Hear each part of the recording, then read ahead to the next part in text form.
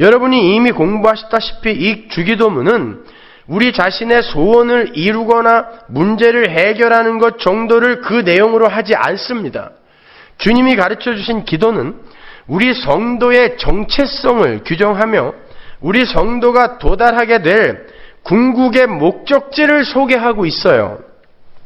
내 품속에 가지고 있는 나의 가장 깊은 소원이 내가 누구인가를 정의한다라는 말이 있죠. 내가 갖고 있는 내 마음속에 가장 깊은 소원이 바로 내가 누구인지를 정의한다는 거예요. 그게 기도로 나오겠죠. 따라서 우리가 어떤 기도를 하느냐에 따라 우리는 어떤 인간인지가 폭로되는 거예요. 그런 의미에서 이 주기도문을 한번 보시란 말입니다.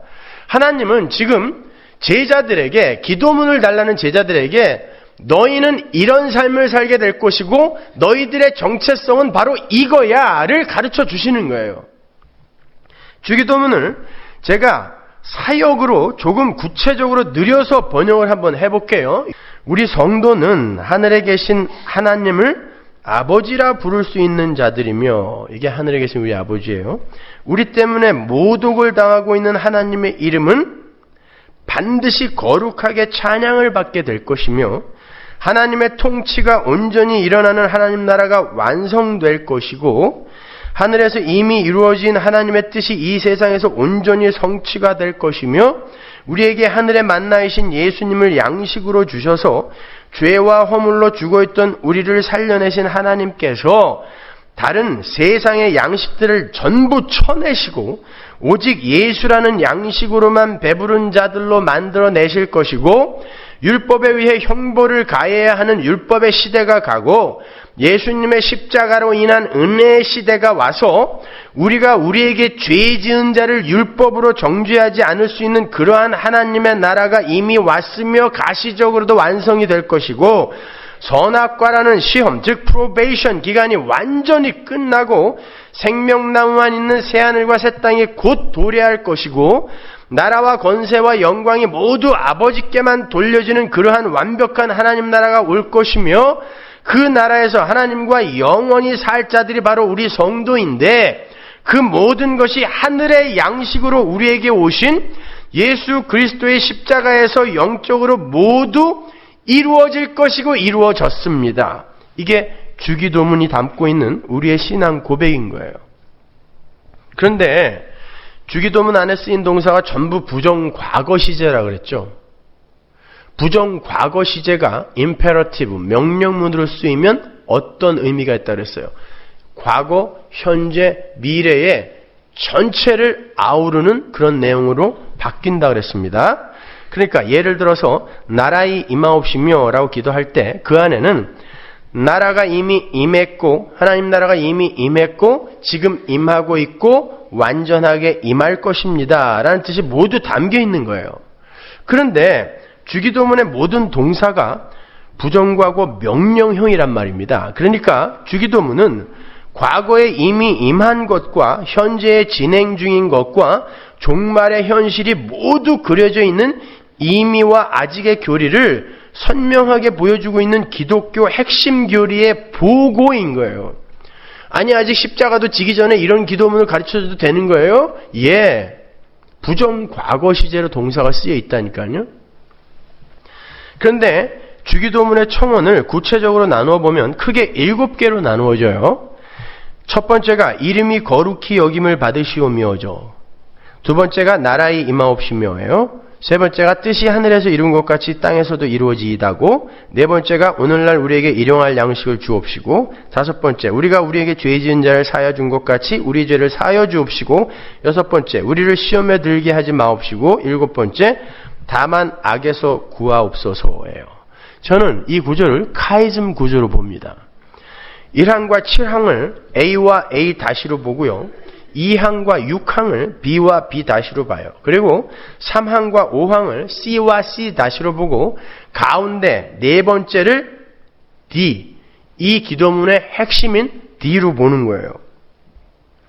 하나님의 이름이 거룩히 여김을 받기 위해서는 악에서 구하옵소서. 세상의 악이 다 제거돼야 돼요. 그렇게 A와 A-가 연결되고 하나님의 나라가 임하여 완성이 되기 위해서는 선악과의 시험기간, 하나님의 프로베이션 기간이 끝나야 하는 것이기 때문에 B와 B-가 연결돼요. 하나님 나라가 임하옵시며와 우리를 시험에 들게 하지 마옵시고가 연결이 되는 거예요. 뿐만 아니라 하늘에서 이미 이루어지고 땅에서도 현재 이루어지고 있는 하나님의 뜻은 바로 하나님의 십자가에 의한 죄사함, 즉 은혜의 나라의 완성에 관한 것이므로 그게 C와 C-로 연결이 되는 거예요. 그렇게 카이즘 구조로 밀고 들어가다 보면 가운데 하나가 남아요. 그게 카이즘 구조의 핵심입니다. 그게 뭐죠? 우리에게 일용할 양식을 주옵시고예요. 그러니까 카이즘 구조의 나머지 내용들은 바로 이 D, 양식이라는 핵으로 모두 수렴이 되고 있는 거란 말입니다. 그럼 주기도문의 모든 기도가 겨우 우리가 이 땅에서 먹고 살 양식에 관한 기도였단 말인가? 그게 핵심이라면 아닙니다. 만일 그렇다면 성경 자체의 모순이 일어나요. 이 주기도문이 기록이 되어 있는 마태복음으로 가면 오늘날 우리에게 일용할 양식을 주옵시고 라는 어구 바로 밑에 이런 구절이 있어요. 6장 25절 볼까요? 그러므로 내가 너희에게 이르노니 목숨을 위하여 무엇을 먹을까 무엇을 마실까 몸을 위하여 무엇을 입을까 염려하지 말라. 목숨이 음식보다 중하지 아니하며 몸이 의복보다 중하지 아니하냐. 바로 위에서는 일용할 양식을 구하라 그러고 바로 밑에서는 구하지 말래요. 어떤 걸 쫓아가야 돼요? 자, 우리는 여기서 아주 중요한 사실을 배우게 되는 거예요. 지금 주님이 주기도문에서 제자들을 비롯한 성도들에게 구하라고 하는 일용할 양식은 단순히 이 땅에서 먹고 살 양식이 아니라는 것입니다. 여러분의 성경을 한번 잘 보시면 우리에게 일용할 양식을 주옵시고의 일용할 양식이라는 단어 옆에 풋노트가 있을 거예요. 그리고 거기에 내일의 양식이라는 말이 적혀 있을 것입니다. 그 이유는 일용할이라고 번역이 된 헬라어 에피우지온이라는 이 단어에 여러 가지 의미가 담겨 있기 때문에 그래요. 그런데 이 에피우지온이라는 단어는 헬라의 어떤 문헌에도 쓰인 바가 없는 아주 생소한 단어예요. 성경에서도 딱 여기에 한 번 쓰였어요. 따라서 그 헬라어 에피우지온이라는 단어가 현재의 어떠한 의미로 쓰이고 있는가를 가지고 고대 당시의 문헌을 해석한다는 것은 아주 위험한 일인 거예요. 언어의 의미는 수시로 변한단 말입니다.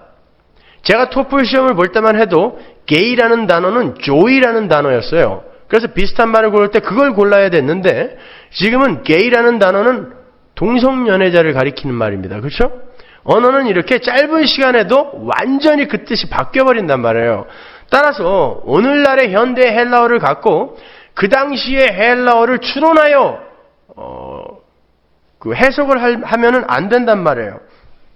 그렇다면 다른 그 어떤 문헌에서도 발견되지 않은 그 에피우지온이라는 단어의 뜻을 어떻게 올바로 해석을 할 수 있어요?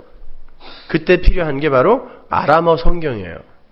예수님은 공생의 기간 동안에 아람어를 쓰셨습니다. 아람어는 바벨론의 언어예요. 이스라엘이 바벨론 포로로 70년간 있으면서 유대인들의 일상 언어가 아람어가 되어 있었기 때문에 예수님도 아람어를 썼어요.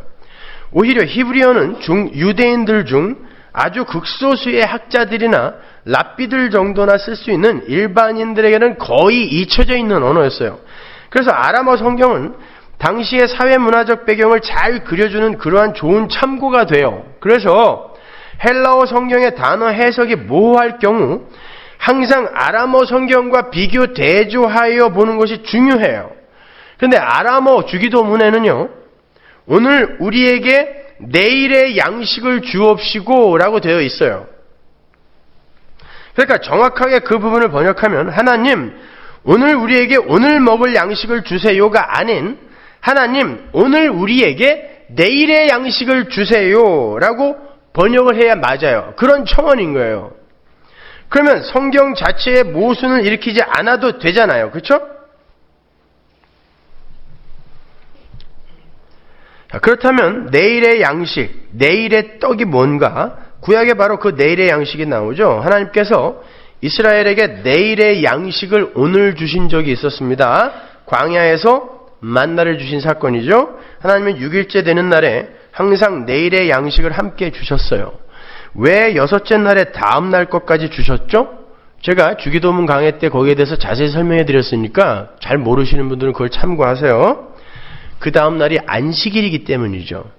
안식일에는 그 안식일을 거룩하게 지켜야 하기 때문에 여섯째 날에 일곱째 날 것까지 거두고 안식일에는 태초에 하나님께서 창조해 놓으신 온전한 창조를 기념하며 즐기고 종말에 이루어질 참 안식을 고대하라는 의미에서 여섯째 날, 다음 날 것까지 주신 거예요. 그렇게 여섯째 날, 내일의 양식까지 주심으로 안식이라는 것이 무엇인지를 배우게 하시고 아울러 그 안식의 날은 반드시 온다라는 것을 주지시킨 거예요. 왜? 내일의 양식이 하나님으로부터 오늘 주어졌다는 건 우리에게 내일이 오겠구나라는 것을 하나님이 약속하시는 거거든요. 내일이 안 오는데 내일의 양식을 줄 리가 없잖아요. 근데 그 내일이 안식일이란 말입니다. 그러니까 그 안식일이 담고 있는 그 나라는 반드시 오겠구나를 설명해 주는 게 바로 내일의 양식이에요. 여섯째 날 받았던 내일의 양식. 마찬가지예요. 성도는 이 땅에서 여섯째 날을 살면서 완성의 날인 일곱째 날을 살 수 있어요. 어떻게? 내일의 양식으로. 예수님이 쓰셨던 아람어 주기도문을 보면요. 거기 마헬이라는 아람어 단어가 나오는데 그 단어가 내일에라는 뜻이에요. 근데 중요한 건 아람어의 마헬이라는 단어는 그냥 24시간 후에 내일이라는 뜻이 아니라 오늘과는 다른 다가올 시대의 내일이라는 뜻이에요. 다가올 시대의 어떤 날. 근데 다가올 시대가 한 단어로 뭐라 그랬어요? 다가올 시대의 삶. 영생이라 그랬잖아요. 그러니까 내일의 양식은 다가올 시대의 삶을 위한 양식, 영생을 위한 양식. 어디서 본 적 있죠? 요한복음에서 봤잖아요. 누구였어요, 그게? 예수 그리스도였지 않습니까? 요한복음 6장 27절 보세요. 썩는 양식을 위하여 일하지 말고 영생하도록 있는 양식을 위하여 하라. 영생하도록이 다가올 시대에 필요한 양식이라는 뜻이죠. 이 양식은 인자가 너희에게 주리니 인자는 아버지 하나님의 인치신 자니라. 48절. 내가 곧 생명의 떡이로라. 너희 조상들은 광야에서 만나를 먹었어도 죽었거니와 이는 하늘로서 내려오는 떡이니 사람으로 하여금 먹고 죽지 아니하게 하는 것이니라. 나는 하늘로서 내려온 산 떡이니 사람이 이 떡을 먹으면 영생하리라. 또 나왔어요. 나의 줄 떡은 곧 세상의 생명을 위한 내 살이로라 하시니라. 여기서 떡이라고 번역이 된 단어와 일용할 양식에서의 그 양식이라는 단어가 똑같은 단어예요. 알토스. 떡. 하늘의 떡으로 오신 그 예수와 일용할 양식의 그 양식이 똑같은 단어 알토스 떡이란 말입니다. 그러니까 주기도문 안에서 우리에게 오늘 일용할 양식, 내일의 양식을 주세요. 내일의 떡을 주세요. 그 떡은 누구? 정확하게 예수 그리스도를 이야기하는 거예요. 그러니까 예수님께서 주기도문을 통하여 일용할 양식, 일용할 떡을 구하라고 하신 것은 바로 내일의 양식, 다가올 세대의 양식, 영생하는 양식으로 오신 예수 그리스도를 구하라라는 그런 의미로 그 주기도문을 주신 거란 말이에요. 그 예수에 의해 죄가 사해지고 그 예수에 의해 하나님 나라가 완성이 되고 나라에 임하옵시며 그 예수에 의해 하늘에서 이루어진 뜻이 땅에서도 이루어지게 되는 거고 그 예수에 의해 하나님의 공의가 채워져서 율법의 시대가 가고 우리가 우리에게 죄 지은 자를 율법의 형벌로 정죄하거나 심판하지 않고 용서할 수 있는 은혜의 시대가 온 것이며 그 예수에 의해 하나님의 이름이 거룩하게 회복이 된 거예요. 그래서 주기도문의 카이즘 구조 가장 가운데 내일의 양식, 내일의 떡, 예수 그리스도가 차지하고 있는 거예요.